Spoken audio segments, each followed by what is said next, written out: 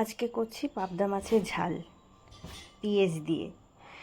তো এখানে আমি পেঁয়াজ কেটে নিয়েছি, আর এখানে হচ্ছে আদা রসুন আর লঙ্কা একসাথে পেস্ট করা, আর এখানে তো গুঁড়ো মশলা যেমন থাকে।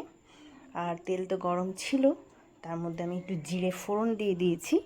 তারপরে পেঁয়াজটা দিয়ে দেবো, জিরের সাথে ভালো করে নাড়াচাড়া করে তারপরে হচ্ছে আমি এতে সামান্য নুন দিয়ে দেবো, কারণ নুন দিয়ে দিলে পেঁয়াজটা নাকি তাড়াতাড়ি ভাজা হয়। তো যখন পেঁয়াজটা আর কি এরকম ভাজা হয়ে যাবে, এর মধ্যে তখন আদা রসুনের ওই পেস্ট ওই 1.5 চামচ মতো ওটা দিয়ে নাড়াচাড়া করে ভালো করে মিলিয়ে নিতে হবে। তারপরে গুঁড়ো মশলাগুলো দেব, যেমন ধনের গুঁড়ো দিয়েছি 2 চামচ, হলুদ দিয়েছি 1/2 চামচ, আর লঙ্কার গুঁড়ো দিয়েছি সামান্য। মানে আমি এখন একটু কম ঝাল খাই বাবুর জন্যে, যে যেমন ঝাল খান তারা তেমন দেবেন। দিয়ে ভালো করে এটাকে মিলিয়ে নিতে হবে।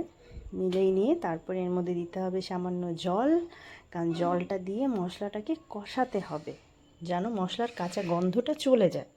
আর মশলা যদি ভালো করে না কষানো হয় তাহলে কাঁচা গন্ধ থেকে যাবে। ঠিক এরকম যখন হবে, তেল ছেড়ে দেবে, ভালো করে দেখলেই বোঝা যাবে যে খুব সুন্দর কষানো হয়েছে, ওই সময় গিয়ে ওর ভেতরে আবার জল দিয়ে দিতে হবে। আর এই জলটা কিন্তু আমি দিচ্ছি, এটাকে ফুটাবো, এরকম ফুটে আসলে এর মধ্যে মাছটা দিয়ে দেবো। পাবদা মাছগুলো কিন্তু অনেক বড় বড় ছিল, আর প্রত্যেকটা মাছের পেটের ভেতর ডিম ছিল, একদম পেট ভরা ডিম ছিল।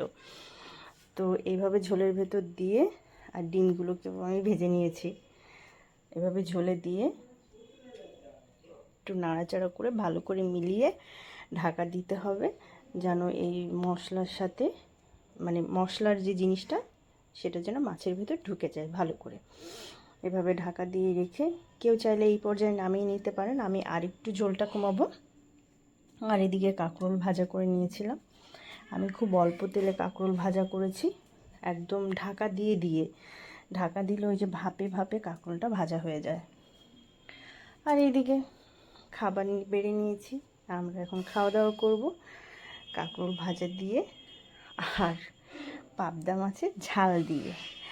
আর আমার একটা ইউটিউব চ্যানেল আছে, তো আপনারা সেখানেও ভিডিও দেখবেন, আর আমার ভিডিওগুলো লাইক কমেন্ট শেয়ার করবেন। আর সবাইকে থ্যাংক ইউ, যারা লাইক করেন তাদেরকে থ্যাংক ইউ। আর সবাই ভালো থাকবেন, সুন্দর থাকবেন, সুস্থ থাকবেন। আর আমি খাওয়া দাওয়া করে নিই। দারুণ খেতে, মানে এত ভালো হয়েছিল খেতে, যা মানে কাউকে না দিলে, না খেলে সে বুঝতে পারবে না। মানে আমি যদি তরকারিটা কাউকে দিতাম সে বুঝতে পারতো কতটা টেস্ট হয়েছে।